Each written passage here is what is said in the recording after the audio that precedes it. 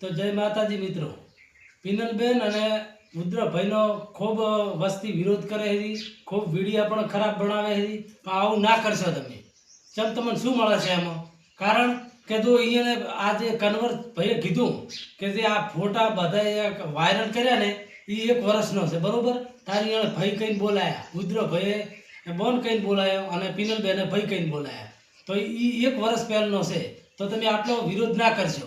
આપણી સમાજને હું કહેવા માગું છું, ઠાકોર સમાજને, કે ખોટા કોઈને તમે કોઈના ખોટા રોસ્ટ ના મારો, કોઈના ખોટા વિડીયો ના બનાવો। તમને મળે છે શું?